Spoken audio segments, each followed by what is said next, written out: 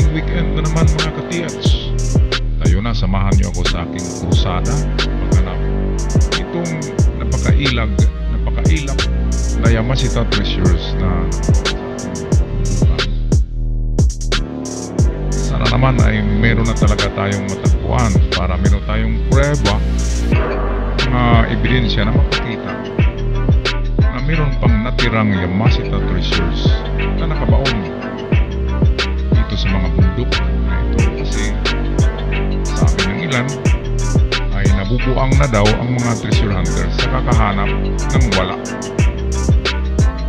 Pero tayo ay hindi titigil hanggat meron pa tayong natitirang energy at natitirang pag-asa. Hanapin natin ito para makita sa buong madla na mayroong Yamashita treasure na natitira sa ating kabundukan. Sana ang aking video ay mag-silbing inspirasyon sa mga bagong treasure hunters na mga bata pa lamang, para sa pagtigil ko ay mayroong magpatuloy nito sa paghanap ng mga nakabaon na yaman dito sa ating mga kabundukan, sa ating malupain. Ngayon guys, kasama ko ang aking mga weekend warriors na tinatawag ko, mga malapit na kakilala sa treasure hunting, mga katiats.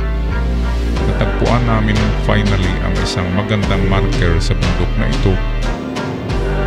Ang kahulugan ng J na yan ay tunnel na malalim, at meron akong mapa na ipapakita sa inyo mamaya na gumagamit ng letter J as entrance to the tunnel going to the treasure bunker na napakalalim. Kaya sa puntong ito, dito ay nag-start ako pag-detect sa buong paligid 15 meters galing sa treasure marker na ito.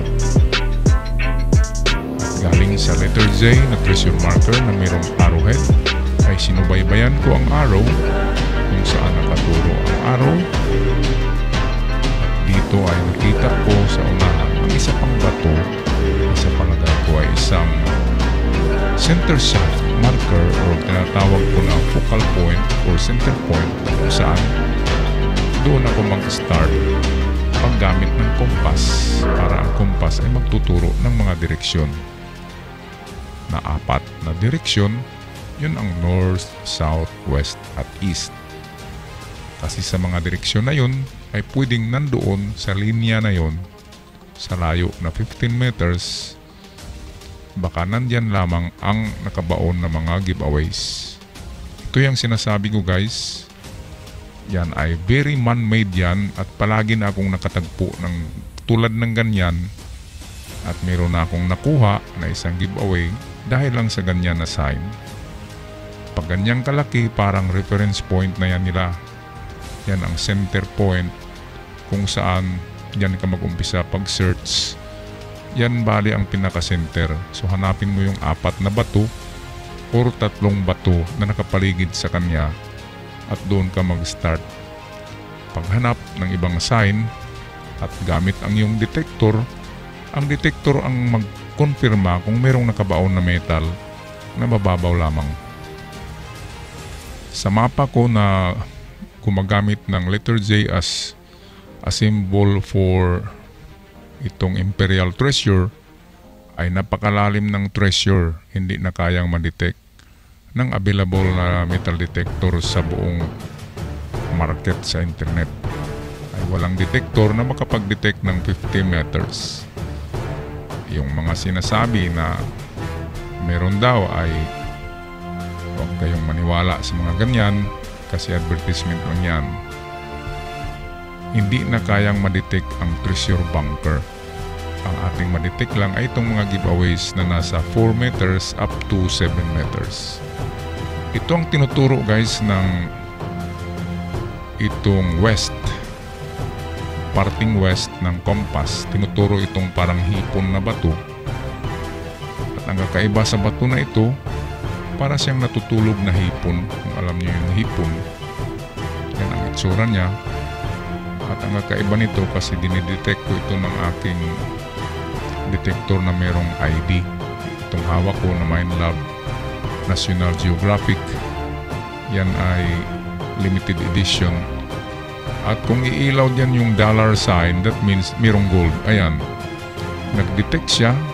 Ako ngay nagtaka, bakit nag-blink ang dollars? Hindi yan nagbe-blink. Nagbe-blink lang yan pag may gold. Kaya ito'y suspect number 1 ko na bato kung bakit siya nag-blink ang gold. Lahat naman diyan dinidetect ko kanina, iron lang ang mag-detect diyan. Yung mga kalawang, yung mga lata, tansan, pako, nag-detect yan. At ang nag-blink ay yung sign na iron.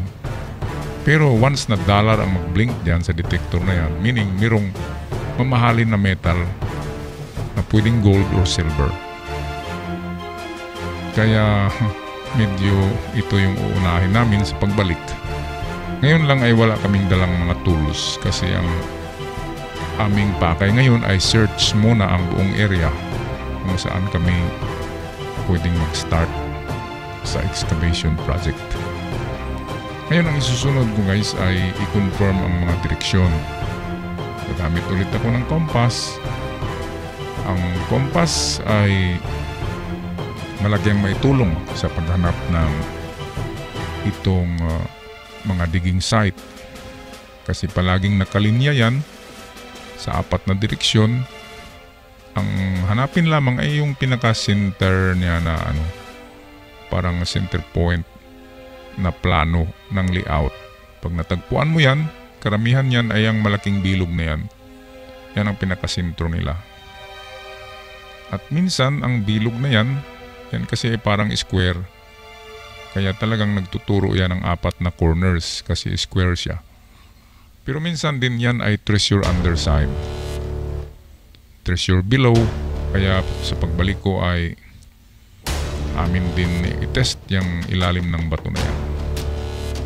Ngayon ay mag-layout muna ako ng 3 direksyon. Yan ang north, south, west, east. At doon ay baybayin ko sa pag-detect ang 4 na direksyon.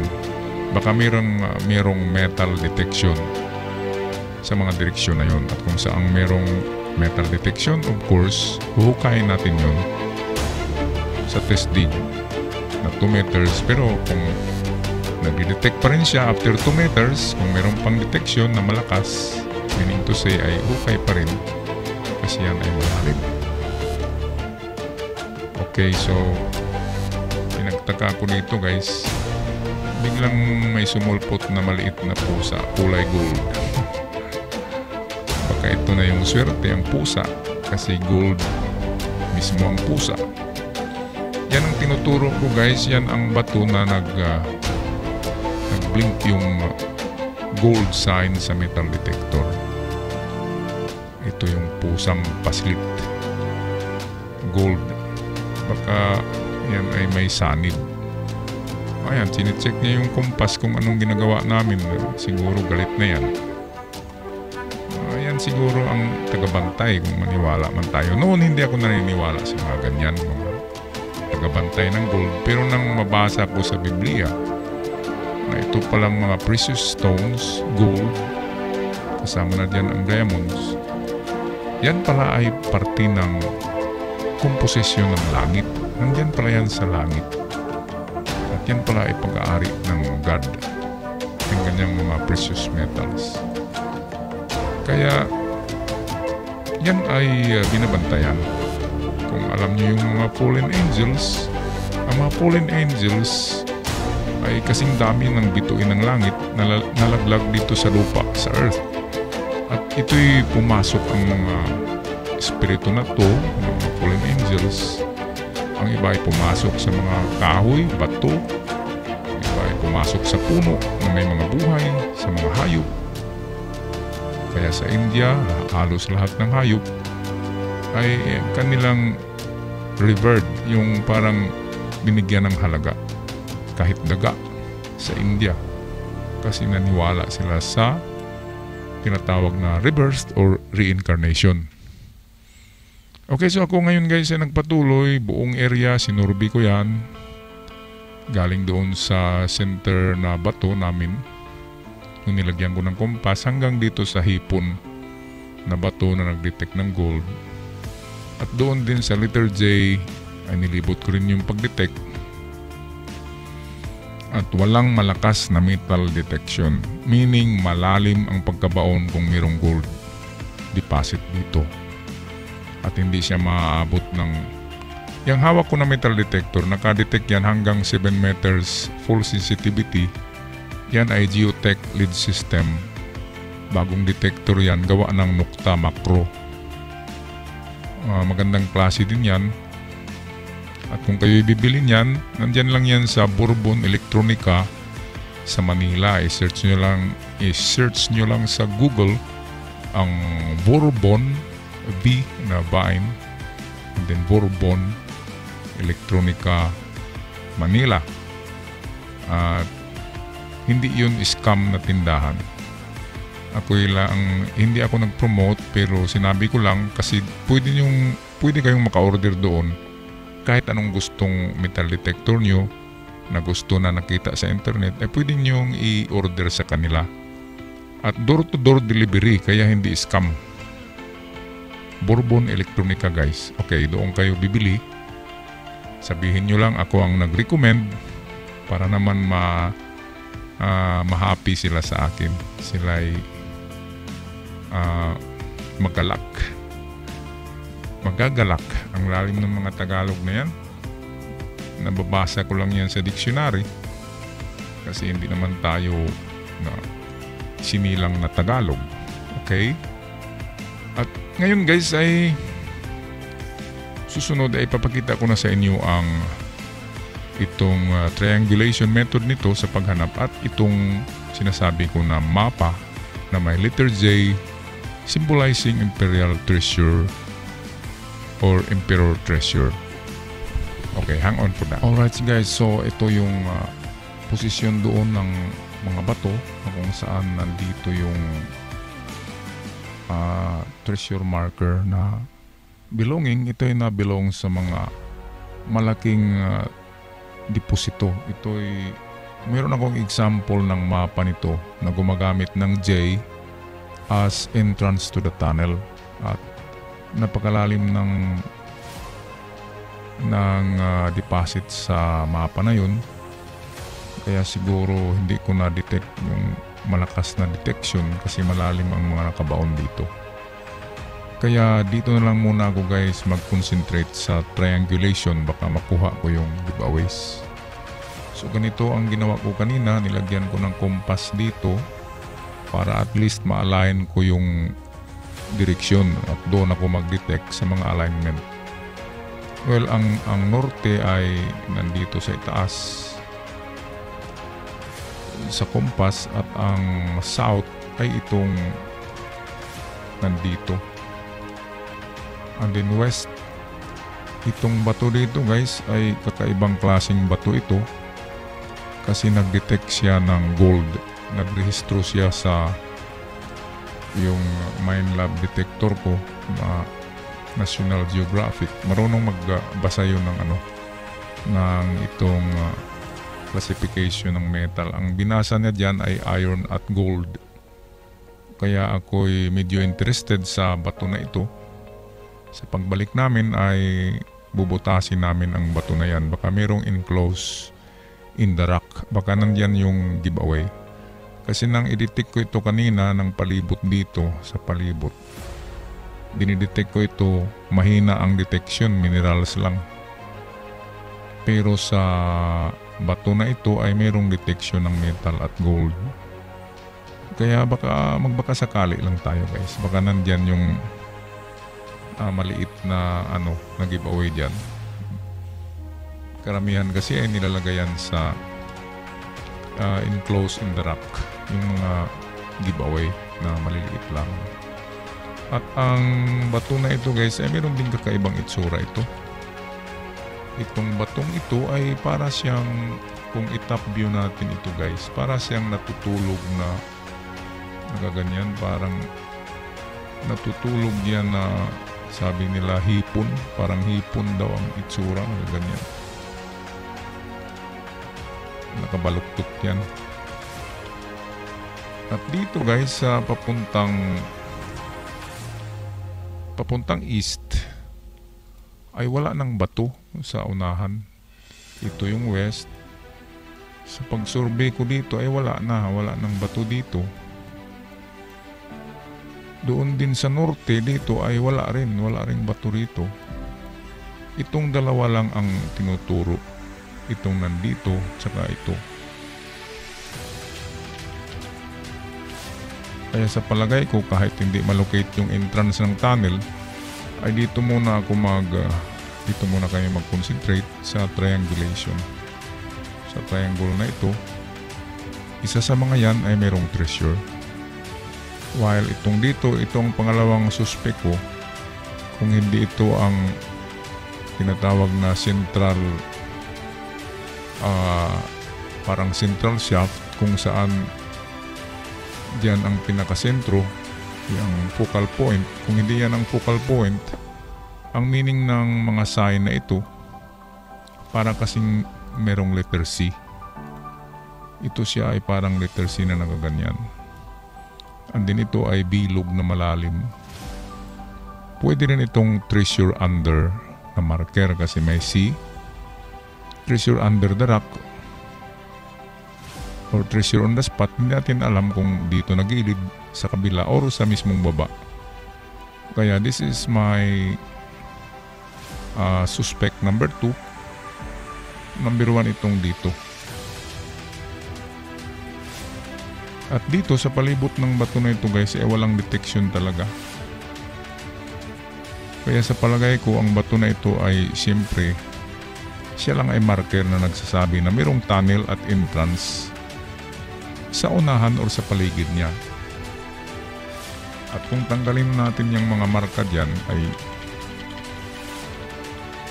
ito guys, makikita nyo ay merong arrow ito. Itong malaking bato, ito ay arrowhead. Merong parang dot na letter C. At ang arrowhead ay nagtuturo papunta rito. At ang C of course ay that is treasure beside the rock or below the rock. Kaya hindi lang natin matiyak kung saan na rock. Pero sa palagay ko, isa sa tatlo na ito ay nandito ang giveaway sa isa sa tatlo. Kaya ang gawin ko sa pagbalik namin sa next weekend ay maiging i-detect ko ito ulit, itong palibot ng mga bato na ito. At kung merong malakas na detection, baka hindi ko na natamaan na sa pag-detect kanina. Kaya ulitin ko pag-detect yan, at kung saan merong malakas na detection ay doon kami mag-test dig ng 2 meters. Itong dito, of course, very interesting to kasi nag-detect ang bato ng iron at gold. Minsan lang kasi nag-blink sa gold yung aking Minelab detector. Minsan lang yung nag-blink yung kanyang gold sign. Kaya ako ay nagtataka. Merong gold content ang bato kung ganun. Or merong inilagay sa loob na siguro na maliit na barita. Okay, at ngayon guys, titingnan natin yung mapa na mayroong simbolo na letter J. Ito. Ang letter J, minsan dalawang J yan, nagaganyan. Yan of course ay symbol ng tunnel. Pero ang tunnel na yan ay vertical at diagonal. Meaning slanting saka vertical. Kaya mahirap talaga. Ngayon, ipapakita ko sa inyo guys ang mapa na mayroong ganyang sign na letter J. Kung paano kahirap hanapin yun, yung mga nakabaon. Okay? So, for a while. Okay mga katiats, ito yung Imperial Treasure Map na kung saan ito ay kulay tinatawag na red wax. Nakawax ito sa pula at yan ay hawak ng pamilya ng emperor. Ito'y Xerox lamang, hindi ito original, kaya medyo malabo. Ngayon, ang meaning ng mapa na ito guys ay ito'y section or ito yung makikita sa ilalim ng lupa. Ngayon, mayroong tinuturo itong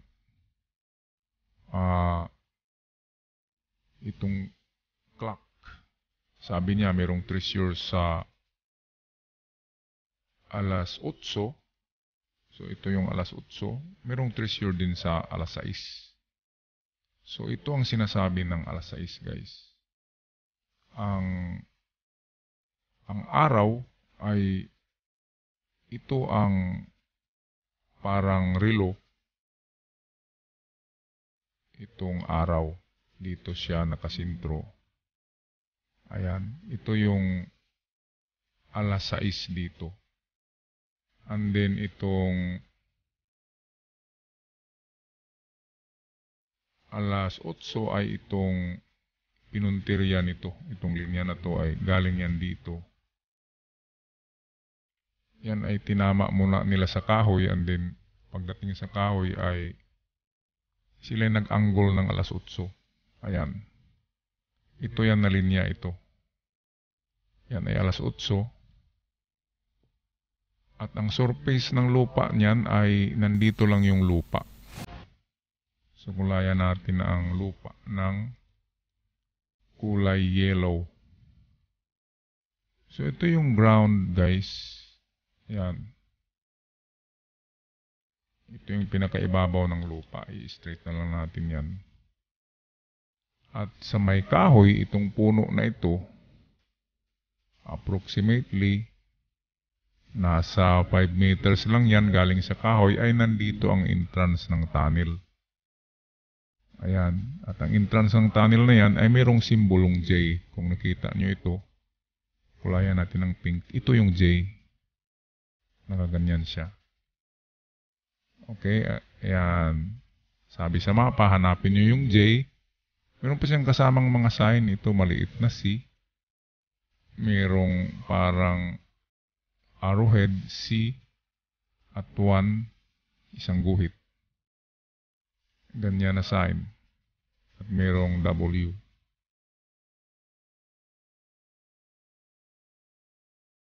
At ang entrance ng tunnel ay nandito lamang. Sa estimate ko, ito ay 4 meters galing sa surface papunta rito, which is merong nakablock na bato sa 4 meters, and then tuloy-tuloy na siya dito. At ito matamaan yung isang decoy lang ito na treasure. Merong laman yan pero isang barita lang yan sa isang concrete box. Ngayon, ang totoong daanan nito ay papunta rito, ito. Kaya mahirapan talaga tayo guys, and then liliko naman siya papuntang west. Ito. At dito, merong matagpuan na hagdan. Ito, hagdan ito. At ito yung room ng treasure bunker. Itong nakatriangle dito, yan ang pile ng gold. Gold bars ito na nakapile na parang pyramid. At ang estimate ng halaga niya na itong nakasulat dito. Yan ang estimate niya na halaga. Sa estimate ko naman yan ay 3 tons, 3 tonelada na gold bars ang nakalagay diyan. At ang lalim niyan, ito. Kung galing ka dito guys, hindi mo yan ma-detect kasi malalim na yan. Nasa 30 meters ang lalim niyan. Hindi yan ma-detect ng metal detectors. Yung mga nagsasabi na meron silang metal detector nakadetect ng 30 meters.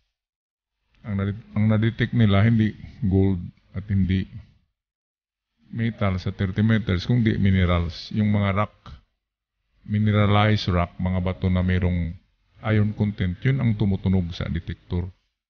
Kasi pag ilagay mo ang metal detector sa full sensitivity, dinidetect niya ang mga minerals. Yung sinasabi nila na i-discriminate mo, sa discrimination ay dapat malaman mo ang klase ng tunog. Tumutunog pa rin yan sa discrimination. Ngayon guys, kung ang site namin ay ganito ang mapa kasi meron letter J, ayan, at ang J ay nandoon sa east.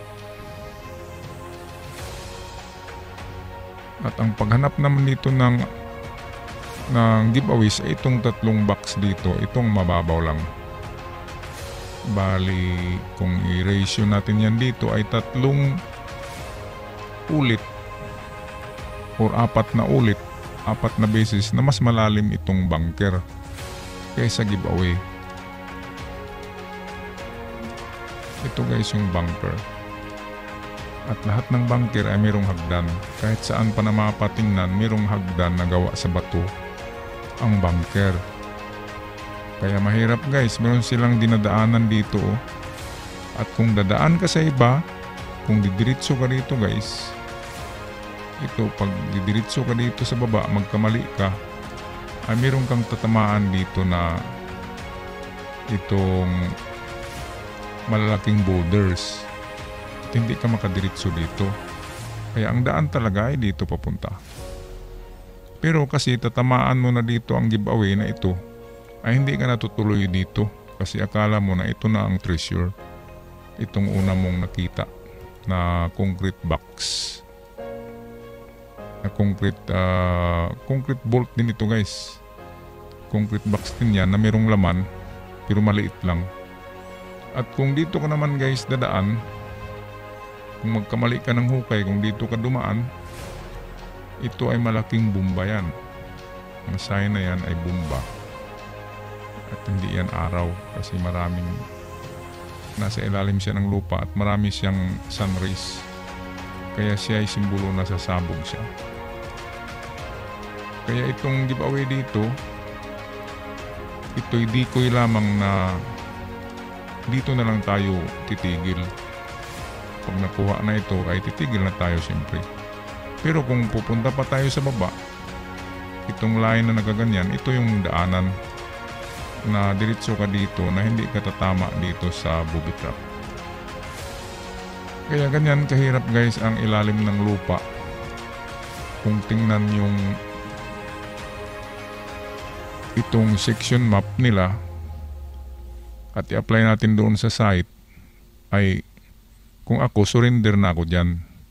At ang tanging hahanapin ko na lamang na mababaw ay itong nandito. Sa estimate ko ay ito ay 4 to 5 meters lamang ang lalim ng 3 box na ito. At ito ay mga giveaway. At itong nandito ay kalimutan na lang natin ito kasi napakalalim niyan at marami siyang booby trap. Meron akong isang mapa nito na meron pa siyang banga. Isang banga na punong-puno ng coins na nakalagay. Dito yata yung nakalagay sa banda rito para kung dito sa daanan, para kung matagpuan mo ito na daanan ay madaanan mo yung banga na punong-puno ng coins. At siyempre titigil ka na kasi ang daming laman ng banga at hindi ka na magplano na pupunta ka pa rito. Kaya ganyan magbaon sa ilalim ng lupa ang mga Hapon. Kasi yan ay engineered. Hinukay nila yan. Yan ay hinukay nila gamit ang napakaraming tao. Mga sundalo ang naghukay. Ang iba ay prisoners of war. Kaya nakagawa sila ng ganyan kalalim ng mga hukay. Tulong-tulong ang dami nila. Kaya mas maganda yung treasure ng mga giveaways lamang at hindi pag-aari ng emperor kasi mababaw lang yun. Okay guys, so balik tayo sa aking video. Alright guys, sana ay meron na naman akong naipamahagi na kunting kaalaman na pwede niyong pagkukunan ng lessons para sa inyong treasure hunting. Maraming salamat sa inyong panonood at pag-subscribe sa aking channel lalo na sa mga bago pa lamang bumisita. Thank you so much and may the fortune be with you hanggang sa muli. See you on my next upload. Thank you so much. May the fortune be with you and ciao for now.